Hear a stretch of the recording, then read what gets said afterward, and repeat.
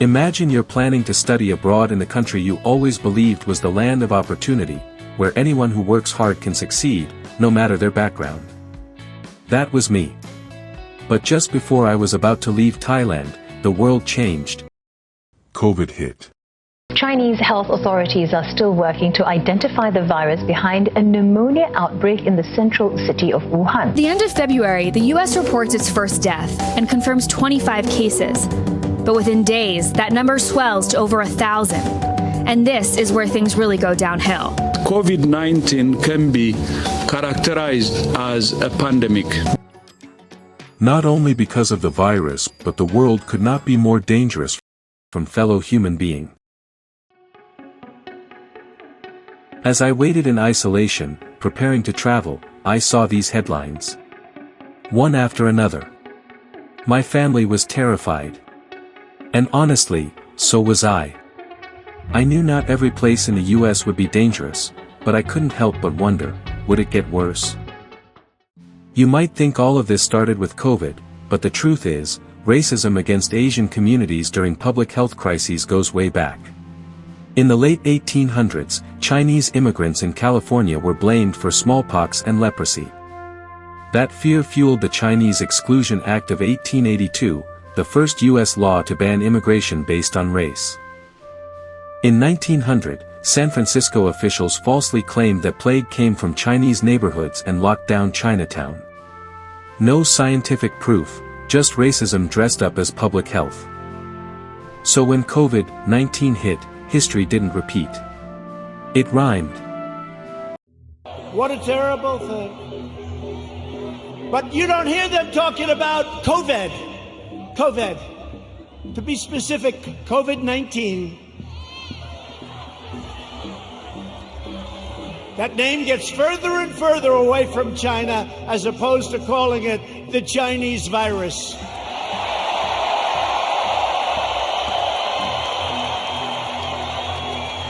By the way, it's a disease, without question, has more names than any disease in history. I can name Kung Flu. I can name 19 different versions of names. As soon as COVID started, certain leaders started calling it the Chinese virus or Kung Flu. And just like that, generations of anti-Asian prejudice came roaring back. Words matter. That rhetoric spread fast, and so did violence. According to the Anti-Asian Hate Crime Report, hate crimes against the Asian population increased by 145% in the 16 largest cities in the U.S. in 2020 compared with that of 2019. One report found 1,500 bias incidents in a span of just 4 weeks. That's nearly 40 hate incidents per day, and over 120 of them were physical assaults. In Midland, Texas, a man stabbed 2 Asian American children, believing they were spreading the virus. He told the FBI he thought he was saving America. But it wasn't just the violence, it was the fear that came with it. In a 2023 study, Langton and Wenger found that over 1 in 3 Asian Americans experienced direct bias during the pandemic. And more than 50% knew someone else who had been victimized. It wasn't just a spike in crime, it was a psychological wound. Every headline made us wonder, am I next? Will someone I love be targeted? And worst of all, many Asian Americans were forced to act like it was normal. To look over their shoulder.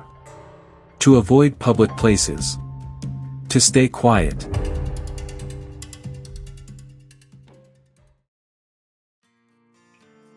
So what do we do now? First, we need to understand, the virus didn't create hate. It revealed it. The systems, the stereotypes, the silence, they were already there. COVID just pulled them into the light.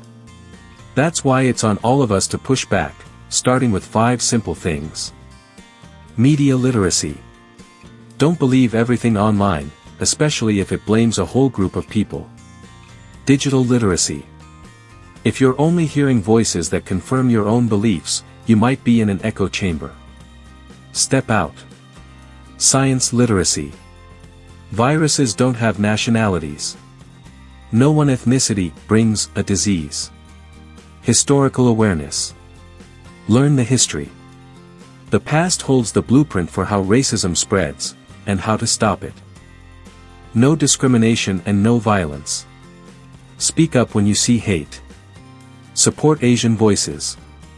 Share the truth. We should not forget what happened, because this won't be the last time the world faces a pandemic. And when the next crisis comes, we have to do better. And that starts with remembering and embracing our mistakes. Thank you for watching, and if you like this video, please leave a like and subscribe.